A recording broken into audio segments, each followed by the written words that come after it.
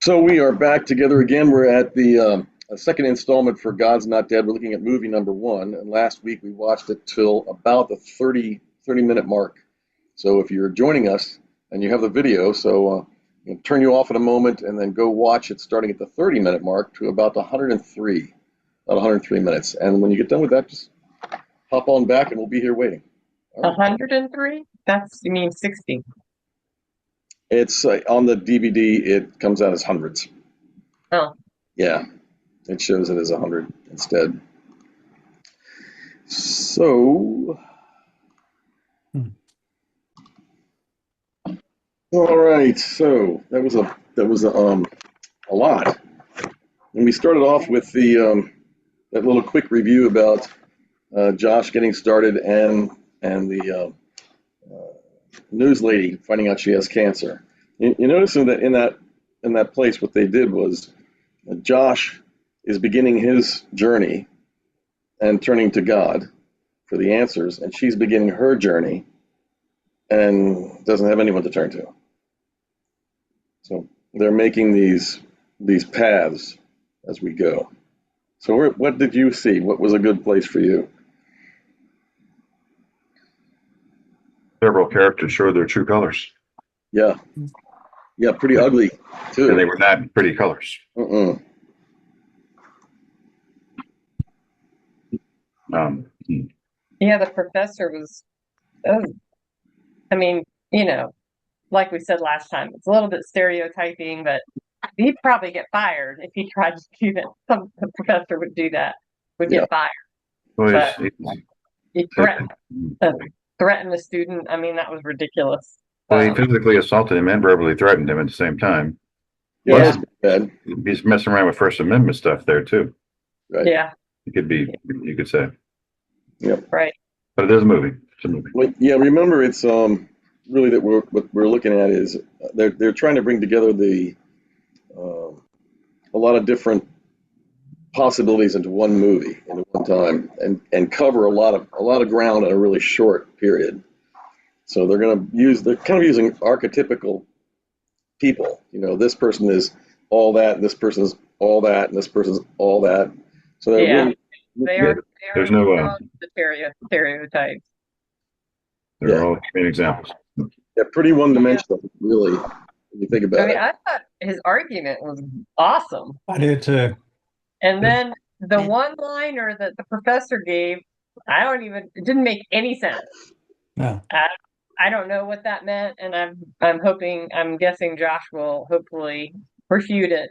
But it was like that whatever he said, what gravity means, it can create itself or whatever. I don't know. That made zero sense. It's like something that Stephen Hawking decided to come up with to make it sound like there's no God. That's pretty much it. Yeah, that's the extent of it. There's two big long papers that he wrote about it, and both papers are just a circular argument. Yeah, So everyone knows a circular argument, right? You have a premise, and then you go through the whole process of your argument, and by the time you get done with it, you're proving your argument. The end of your argument is the premise that you started with. So you're just going around in a circle. So Hawking does that. It's very complicated what he does. It takes a long time, and it's exhausting to read. But he just goes around in a big circle, and after you read it, you're like, it's going for dinner and looking at your plate, and you've got like a half a boiled egg. There's nothing there. You walk away really hungry, looking for something else to eat. So it really you hit it, Catherine. He did that because somebody had to say something to pop a hole in the Big Bang Theory. So he said that the universe recreates itself. How? He doesn't say that, and he's still, after all this work that he does, there's still no explanation. I think what they did in that moment was show that while Josh prepared a lot of material, he couldn't prepare everything. He wasn't armed with everything, and he answered in a really good way. Right? He said, "I can't do that right now." He didn't try to make it up and fill it in. If he'd done that, no doubt that the professor would have torn him up.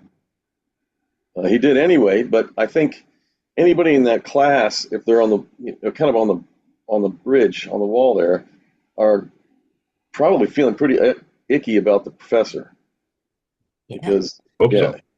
yeah, he's just not being nice. See, he's this really, I don't like him at all. No, Wednesday church group or not, I don't like him as a person. no, no. He's And very. And he's not nice to his girlfriend. I mean, that's not a good relationship. Not right in front of all those people. I believe in God too. Well, that's, yeah. He talked all around saying, well, you're wrong. And all these people think you're funny because of it.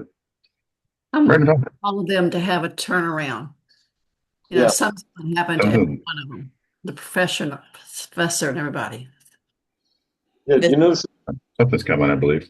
he really spoke about her like she was an object. Yeah.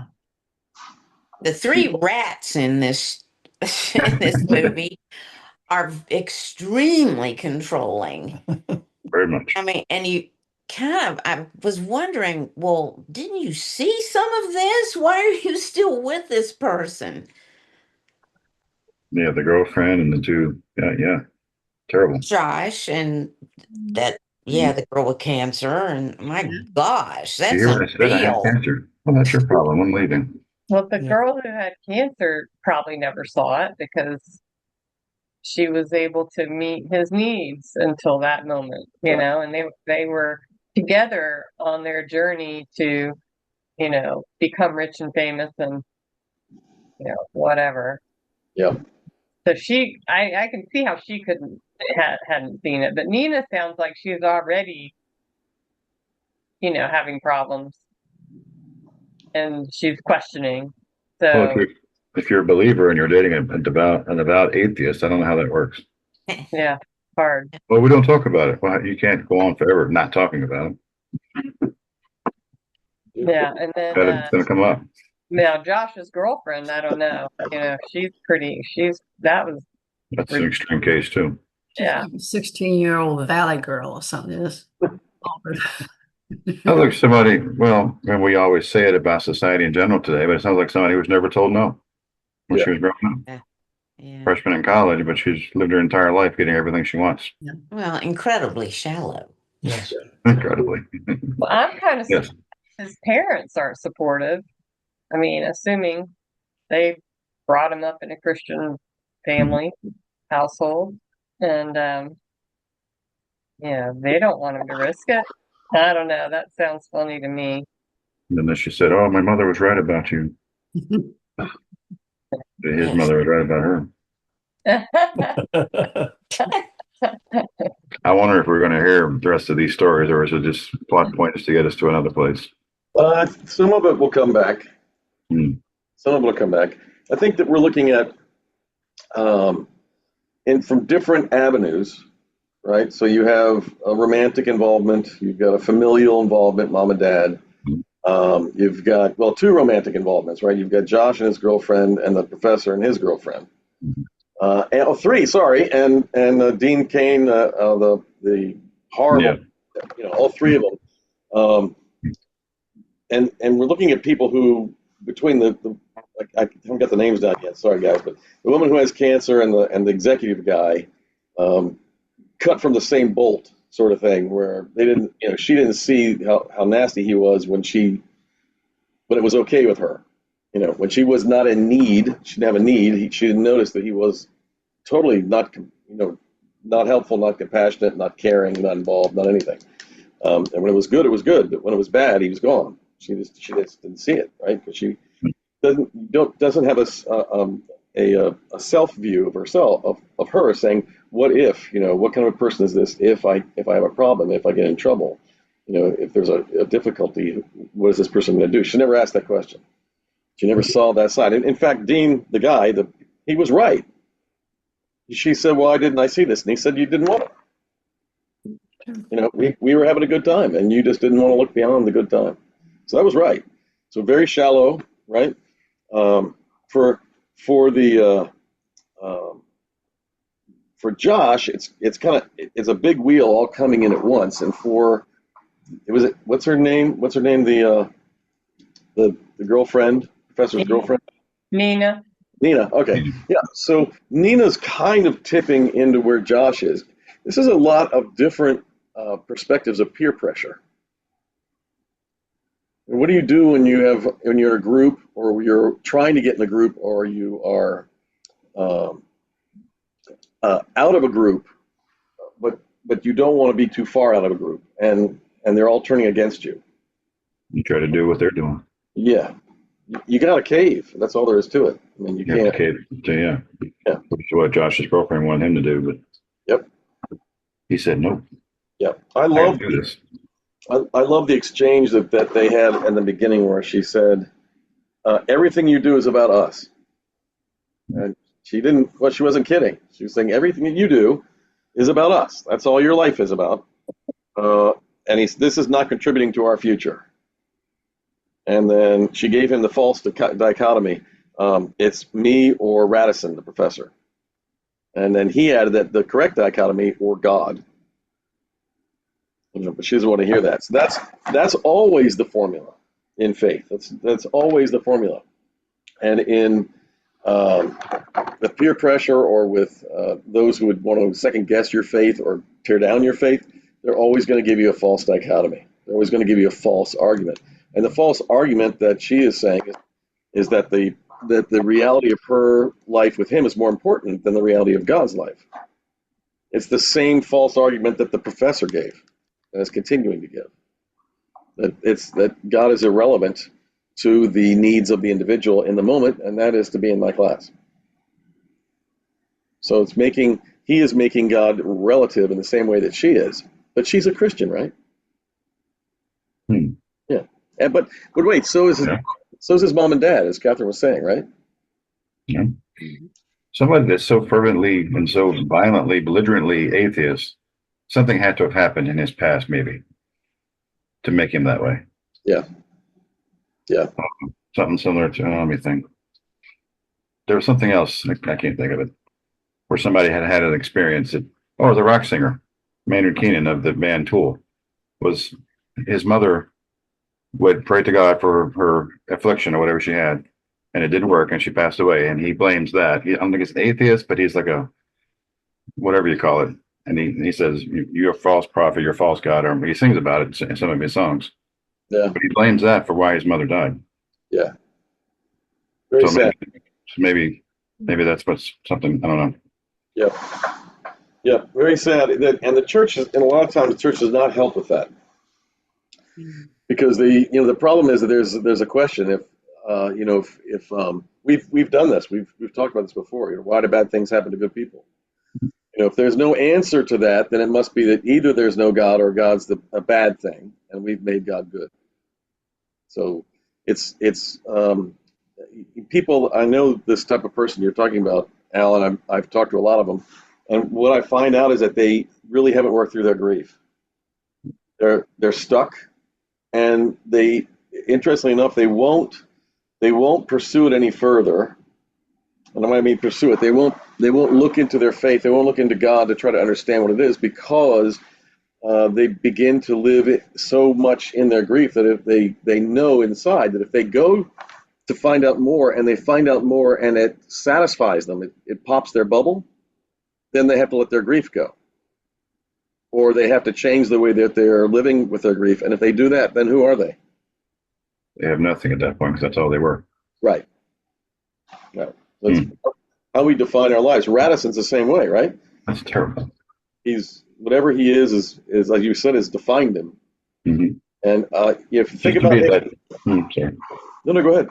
It's just to be so I am an atheist, and I am, and this is, and that's not why, but I will not budge on this. I will not let anybody else. You must sign this paper saying that you don't believe. I mean, all this.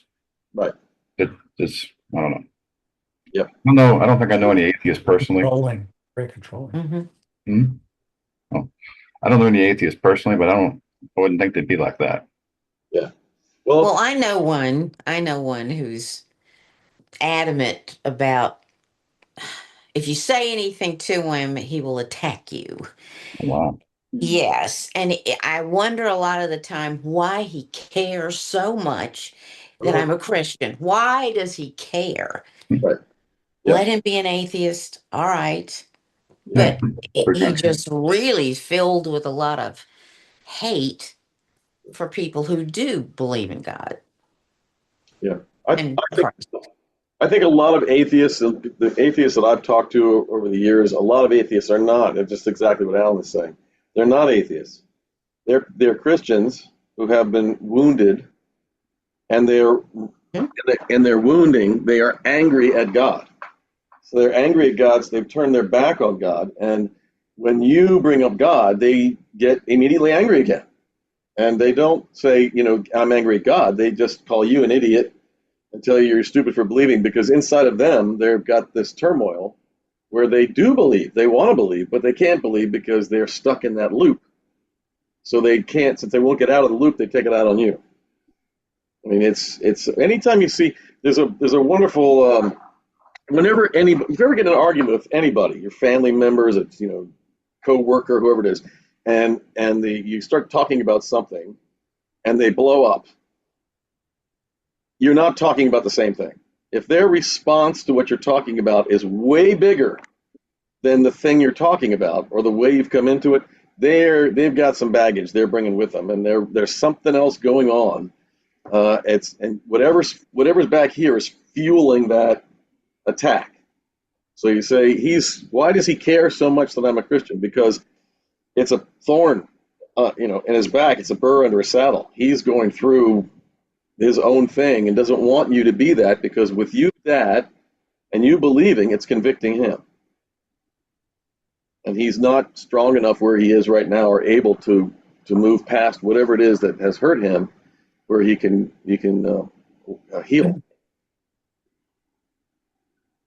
So don't stop being a Christian around him, because it's going to push him.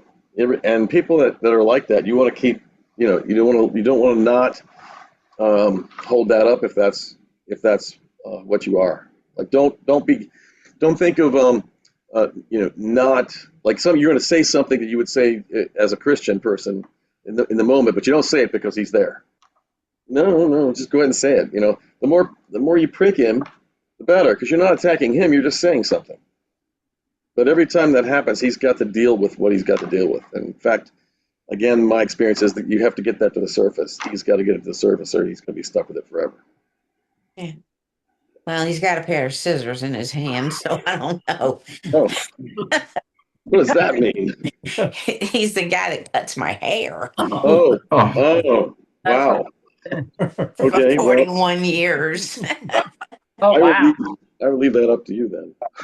He wasn't an atheist when I started going there. So yeah, there's things that have happened Something's you happened. can't get past. And I don't think he will, because they're ever present things. Mhm. Yeah. Yeah, he's got to open up to somebody and work through it.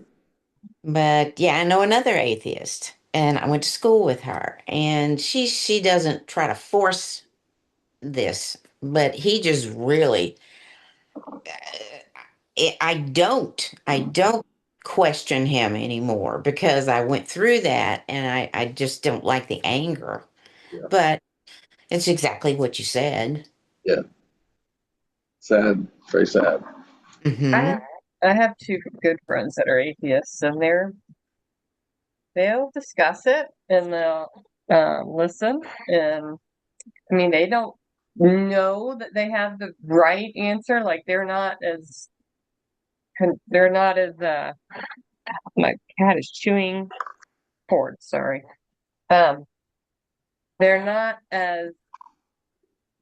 I mean, they're not like this is the end all be all. They feel like they don't know everything, and they'll even say that, but they also just don't believe in God. So, I'm not really great at Yeah, coming up with great arguments, but one thing I said to one friend was, I can't prove the existence of God, and like Josh said that, I can't prove it. And she said, well, I appreciate you saying that, because that is at least, accurate. And when people say I can prove it, or, this, that, and the other, and they offer things that really are not proof in her opinion, she just feels like that's misleading, or I don't know. I can't remember, but I remember her feeling like she was very appreciative of the fact that I wasn't saying I can prove it. I can just tell you that it's about faith. And I have that faith, and I have that faith for these reasons, and I believe it's true for these reasons. But I can't say, "Hey, God, say hello." I mean, that's not gonna work. So anyway, but I mean, neither of them are try to push their own philosophy in any way. They don't. That's just what they believe. Yeah. Yeah, well, there's you're talking about another kind of atheist, and I found these people they don't really care. Yeah. They just don't care. They don't have a dog in the fight. It's not a big deal to them. They're not spiritually attracted to anything like that. So it's just Right. not their thing. So, strangely enough, I met a lot of those people when I was a chaplain, when they're in the hospital getting ready to die. Yeah. And I didn't find many of them that kicked me out of the room, because when you get right down to it, it's the end. You want to know there's something more, and so all that lifetime of not caring goes away, just for self-defense, nothing else. So I'm sure there are the ones that will stalwart to the very end, but I didn't see them. I usually when I went in to see these people, I was getting called by the nurses because the person was asking for someone. So, and they'd tell me flat out, "I'm an atheist." I'm like, Yeah. why am I here? And they would say, "Well, because I just wanted to make sure." And I'm like, "Okay, here we go." Right. They're an atheist, and in fact, I had one guy ask me flat out. He said, "Wait, I just wanted to make sure. So if I know that no matter what you've done in your lifetime, or if you believe or not, if you believe, as soon as you believe, then it's okay. You're in." And I said, "Yeah, that's right, but we gotta have to decide. We have to figure out what You belief really is." believe. You can't just say I believe. That's Right. not really believe. Yeah, You'll be okay, but you might have to have some conversation with St. Peter when you get there. yeah, I think God could see through it. sure. But he got really, as a lot of people did, really emotional near the end. And if I recorded him and you heard him, you would think he was being absolutely serious. Hmm. I think he probably was. Now, whether or not that's a deep thing inside of him or not, and God's going to say that's a good thing, that's completely up to God.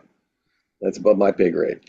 But the parable of the workers, yeah, the workers that they went out and worked all day, and the people were hired Yeah. 1 hour before quitting time.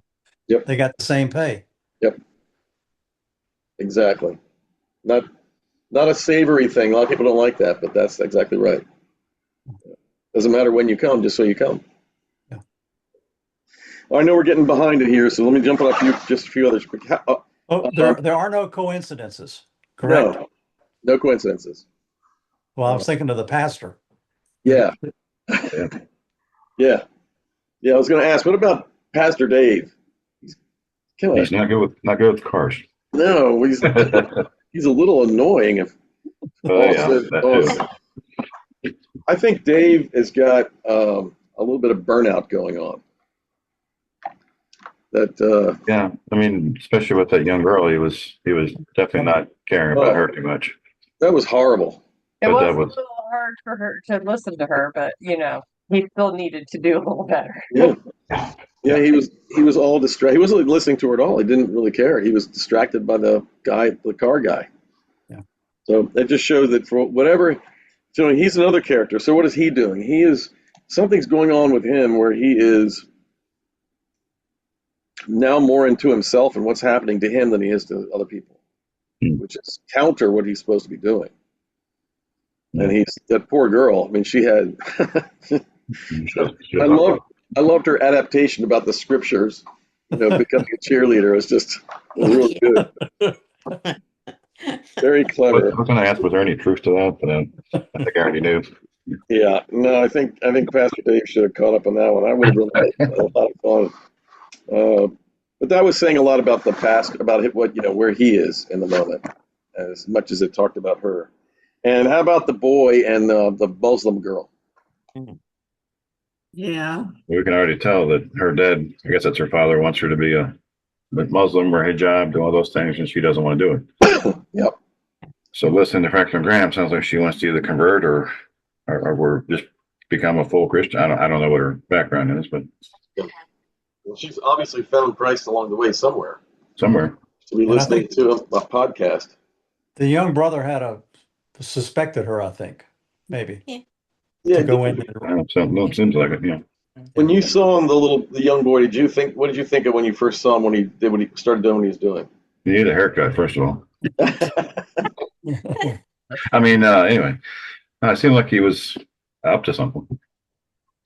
Yeah, what about that He stared at her, stared at the doorknob, all that thing. the doorknob? Yeah.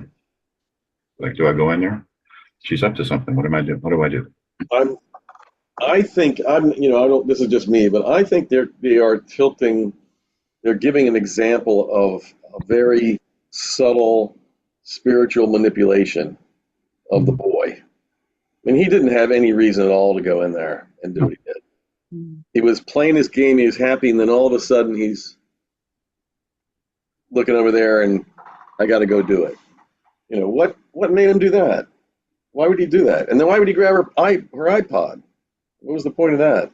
I mean, at that point, getting in there, he maybe just became being a little boy. But what got him in there? What started that whole thing off with him?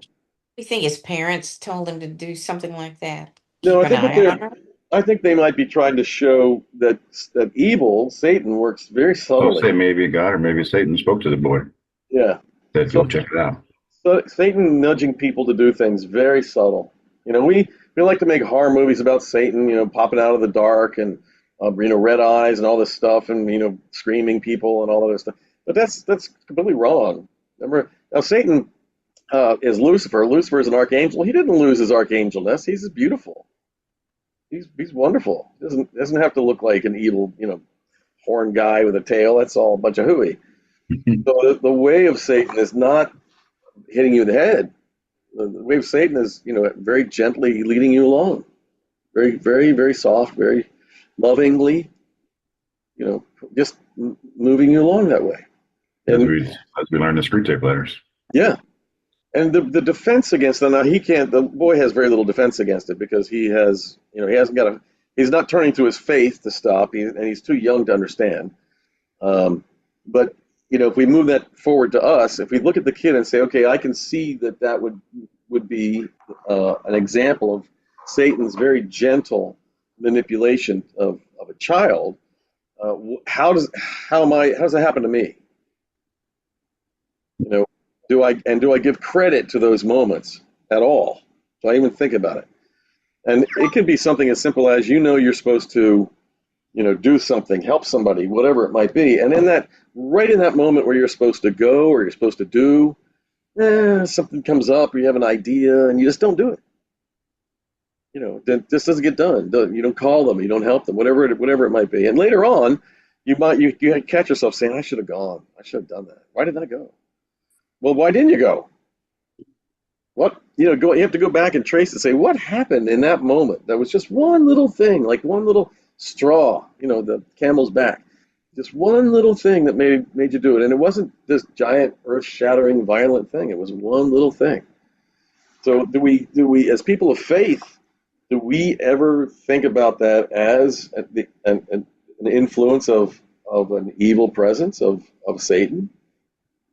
It would not hurt us to do that, to think that way, because if we do that, then the way to be defended against that is to turn to God and be aware of it. Remember, again, Screwtape, remember Lewis said, the devil, the danger that we are in about the devils is to care too much and not care at all. And he said that both of them are the same thing. There's a really good quote in this movie that we will hear Okay. about the devil. About the devil, okay. It's like one that I have quoted a number of times, but it is profound. Yeah. Yeah. Oh, I won't ruin it. No, don't ruin it. So so look for those little places too, because I think what they are doing here, they're saying, we people as Christians, we say we believe in Christ, but we have to believe in Satan. There's no choice. Jesus talks about him all the time, and is constantly casting. The first miracle that he did when he came out of the 40 days in the desert, what did he do? He went to the synagogue and cast out a demon right away, right away. The demon things that are going on with him are all very public. They're all very out there. So people are knowing about it, seeing them. They're making a hit in the scriptures. They're not, they wouldn't sneak them out, get them out, purge them out. So if we're going to believe that Jesus did these things, we're going to have to believe that he did those things too. And if those things are real, then they're real. So the question is, in the 21st century, when we're told that's not real, and scientists say it's epilepsy and whatever else it might be, the doctors are all, writing it off as something else, mental illness and what the like. We as people of faith, do we just let that happen in the way we think? Or do we allow the scriptures and the witness of the scriptures to be just that? And to not obsess about it, but just be aware and be able to counter it when we realize we think. There's a wonderful song by Fernando Ortega. It's a quote from scripture. It's called "The Noonday Devil."